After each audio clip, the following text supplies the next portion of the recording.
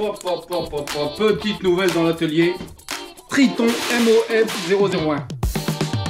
Unboxing et présentation. Allez go!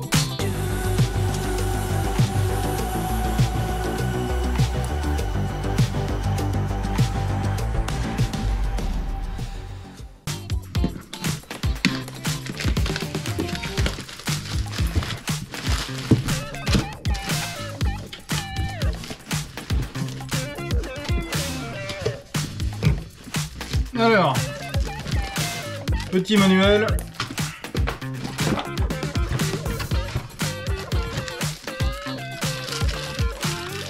Une clé plate.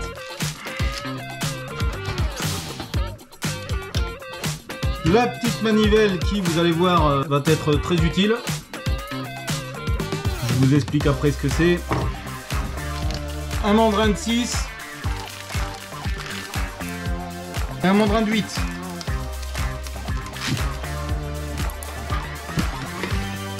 Un plateau pour le guide parallèle. Le guide parallèle. Et enfin, ce que tout le monde attend, la machine.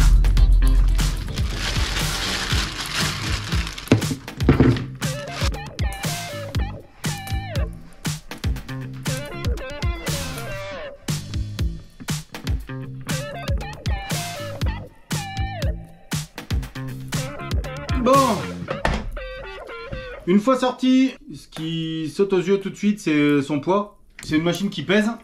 Elle fait pas loin de 5 kg, 4 kg 7 ou 4 kg 8 exactement.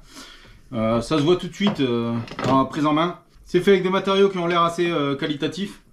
La prise en main est bonne, mais c'est pas négligé. On a ce poids machine qui fait quand même pas loin de 5 kg. Deuxième point qu'on remarque, donc on voit qu'elle arrive avec une prise américaine. Mais vous inquiétez pas, Monsieur Triton a pensé à tout.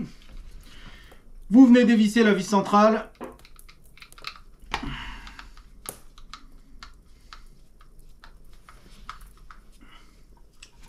Vous ouvrez et c'est juste clipsé en prise européenne. Super bien pensé. En plus, vous pouvez garder l'adaptateur. Si jamais vous partez en vacances aux États-Unis par exemple, vous pouvez y clipser n'importe quelle prise de ce type là. Ça vous évitera d'en acheter là-bas. Donc ensuite, dans les éléments que je vous ai présentés, vous retrouvez donc une partie du guide parallèle. C'est la plaque que je vous ai montrée. Et là où c'est également super bien pensé, c'est que Monsieur Triton, il a fait des petits ergots sur ressort. Vous voyez, vous avez juste à appuyer. Vous venez présenter la partie du guide en la mettant du bon côté, bien sûr. Vous faites sortir les petits ergots dessus. Vous resserrez par-dessus. Et vous voyez, c'est en place. Ça vient embuter sur justement sur les petites cales en plastique. C'est super bien fait, c'est super rapide, vous voyez. Vous avez la deuxième partie du guide parallèle que je vous ai montré. Pareil, elle a des petits patins en plastique sur le dessous que vous venez enfiler juste sur cette plaque. Regardez, si j'arrive, voilà, et ça coulisse dedans parfaitement. Vous serrez par-dessus. Vous retrouvez une machine prête à être guidée directement. Donc ça, c'est les points forts de Triton. On voit que ils ont réfléchi avant de sortir la machine et ils ont pris en compte les avis des utilisateurs. On enlève à nouveau tout ça.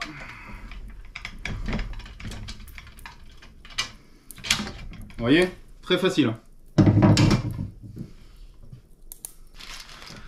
Donc, la machine est livrée avec une pince de 6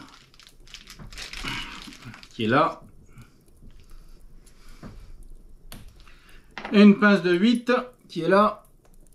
Bah, moi ça me convient vu que toutes mes fraises sont en 8 ou en 6. Je sais que ça existe, elle existe aussi en 12. Triton a limité justement les pinces à la puissance de la machine. Si vous prenez le modèle au-dessus qui est 2400 watts, je pense qu'elle sera livrée avec une pince supérieure. Mais bon, nous, on n'en aura pas besoin. On fera avec. Ensuite, je vous ai montré tout à l'heure au déballage, la machine est livrée avec cette manivelle. Vous voyez, c'est ce qui fait l'exception de cette machine. C'est que si vous la positionnez sous table, c'est-à-dire comme le fonctionnement d'une toupie, vous venez la fixer par en dessous, vous aurez la possibilité de venir régler la profondeur avec la manivelle sans avoir à accéder à la machine en dessous. C'est-à-dire que quand vous la placerez sous la table, cette partie-là s'en va et la manivelle sera introduite dans ce sens-là pour faire monter et descendre la profondeur du fraisage. Ce qui est super intéressant parce que ça, ce genre d'élément, vous ne le retrouvez pas sur beaucoup de défonceuses. Ce qui fait que tout le monde est obligé d'adapter soit un système personnalisé de chariot élévateur, soit de démonter à chaque fois la défonceuse pour pouvoir la pré-régler avant de la remettre sous table. Donc vous verrez, on aura l'occasion de l'installer sur, on va se faire de toute façon un meuble de défonceuse sous table. Ça fera l'occasion de faire une nouvelle vidéo. Mais vous verrez que ça a vraiment son importance, ce fonctionnement. Donc dans le fonctionnement, c'est une machine qui est bien pensée. Vous allez voir, je vais vous montrer. Pour monter ou descendre la profondeur d'usinage, vous avez ici cette molette orange que vous agrippez, vous rentrez et vous pouvez tourner tout doucement pour venir descendre. Vous voyez, de façon assez précise et sécurisée, puisque si vous relâchez la manette, de toute façon elle se bloque. Ensuite, vous avez aussi de ce côté là ce bouton qui permet, une fois actionné, de descendre libre l'axe et de le monter. En fait, il est plus sous prise. Donc c'est double option. À ça, ils ont rajouté cette petite molette micrométrique qui permet de descendre vraiment précisément la profondeur de la machine. Au top. Et de la monter. Regardez. Donc ici, vous retrouvez une butée de profondeur. Et là où ils ont été malins, c'est que, vous voyez, ils ont mis deux butées différentes. Vous voyez, ça veut dire que si pour une raison quelconque vous êtes en train de faire deux opérations en simultané, vous faites la première, vous pré-réglez la deuxième aussi, et vous n'avez pas à changer le réglage de la machine. Vous pouvez passer d'une étape à l'autre sans changer les réglages de la machine, juste en orientant les butées de profondeur. Ensuite, vous retrouvez aussi donc une entrée d'aspiration. Ici, je pense que c'est du standard, d'ailleurs on va vérifier ça tout de suite.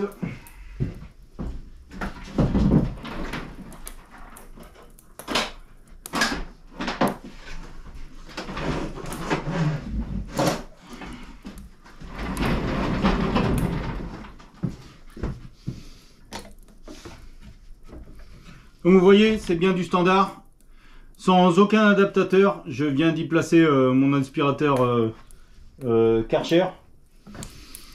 Et il se pince très facilement avec des ergots qu'il y a dedans. J'ai l'impression que c'est pas trop mal. Vous voyez également que le contour est complètement caractérisé avec un plexi transparent.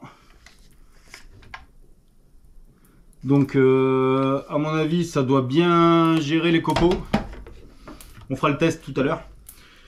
Et ça a l'air de bonne qualité en tout cas. C'est des plastiques assez épais, qualitatifs quoi. Dernier point, la machine possède un variateur ici de puissance que vous pouvez régler très facilement sur le haut de la machine. Il y a aussi, je ne sais pas si je vous ai montré, mais le bouton de démarrage, vous voyez, est sécurisé par une petite trappe. Et ils ont bien pensé la chose. Si vous êtes en mode travail, c'est-à-dire la machine en bas, vous ne pouvez plus ouvrir la petite trappe. Donc impossible de la mettre en route tant qu'elle est en mode de travail. Vous devez absolument la remonter pour pouvoir réouvrir. Vous voyez? Donc maintenant que la machine est présentée, ce qu'on va faire, c'est on va se monter une petite fraise dessus et on va lancer un petit test.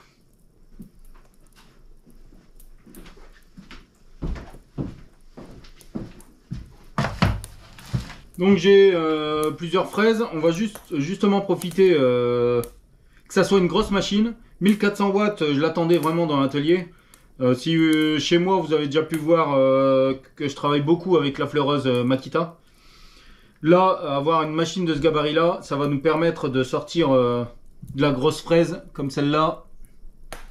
On va voir ce que ça donne directement en prenant la passe maximale. Pour installer la pince, vous retournez, vous descendez, vous installez la pince.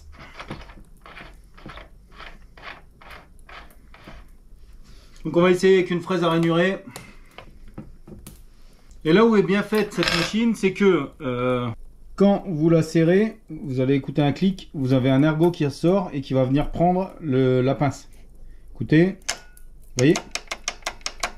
Donc là elle est prise. Ce qui permet de ne pas utiliser de double clé pour le serrage. Là je n'ai besoin que d'une main et d'une clé. Surtout si elle est sous table pour venir serrer. Terminé. On remonte. On va venir lui mettre le guide, tiens, pour essayer. On est paré pour le test. Je vous installe. Donc j'ai installé mon bois. On va y faire une rainure dans ce sens-là. On va le faire dans un premier temps avec l'aspiration. Et comme ça on verra si vraiment ça laisse du copeau. Et après on le fera sans aspiration de la même façon.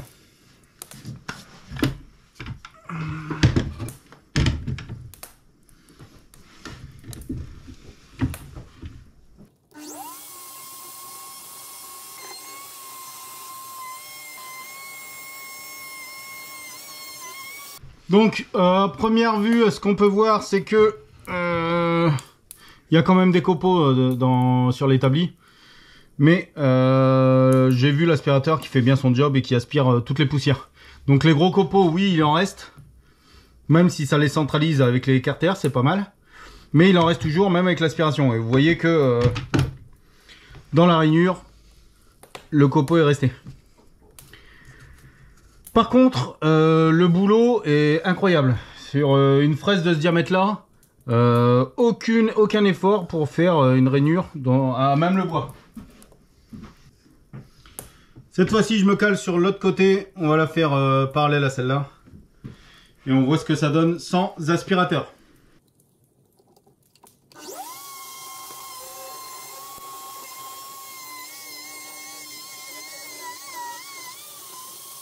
Bon bah c'est unanime hein. Regardez ça, c'est un vrai chantier. Sans l'aspiration, c'est une horreur. Donc ça fait bien le job. On en a vraiment partout. C'est vraiment efficace. L'aspiration est vraiment efficace, je trouve. Donc oui, il y avait toujours des copeaux, mais c'est centralisé.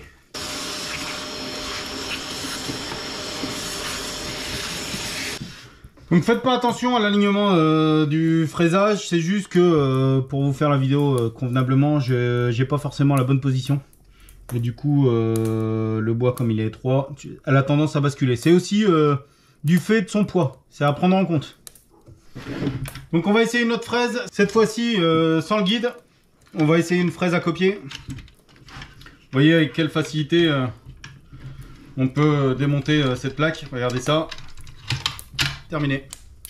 Donc pour le démontage, même principe.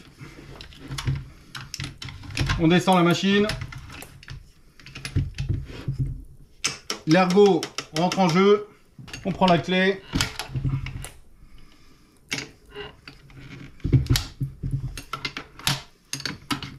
Terminé.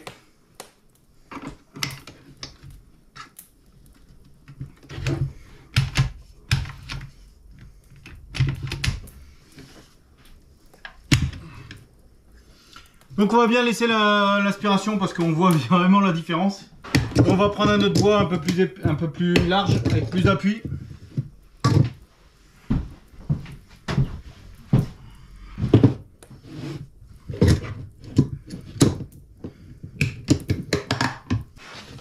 Donc une fraise à copier, c'est on va venir avec le roulement sur le côté du bois et elle va venir préformer cet angle à la forme de la fraise.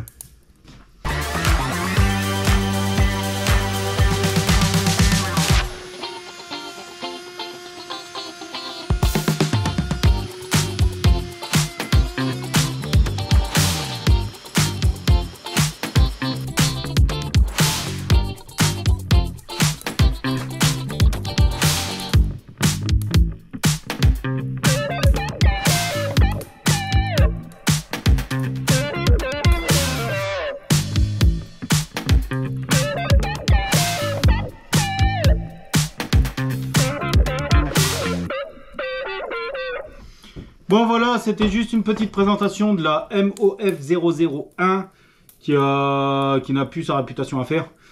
Pour ceux qui sont un peu dans le bois, vous savez que c'est une machine qu'on voit beaucoup aux États-Unis, qu'on a vu beaucoup aux États-Unis et qui arrive chez nous, qui est déjà arrivé chez nous depuis pas mal de temps, mais qui a déjà fait ses preuves par son système de descente facilité, par son chariot avec la manivelle pour la placer sous table. C'est une machine qui est bien pensée. Alors évidemment, elle a ses petits défauts. Son centre de gravité qui est haut, ce qui fait qu'elle a tendance à balayer un peu, mais si vous la mettez bien sous contrôle, si vous l'utilisez de la bonne façon, il n'y a pas de problème. Il y a aussi son poids. 5 kg pour une machine, il y en a à qui ça va déranger. Moi, pour ma part, plus c'est lourd, plus c'est qualitatif. C'est une machine que je voulais depuis un moment. Surtout, vous le verrez dans le fonctionnement en placé sous table.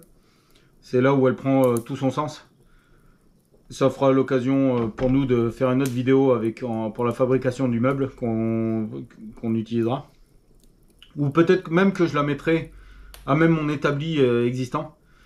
C'est pas bien compliqué dans l'installation, vous verrez. Mais voilà, je suis content, satisfait de cette machine. C'est pas une machine, c'est pas un partenariat. C'est une machine que j'ai achetée parce que je la voulais depuis un moment.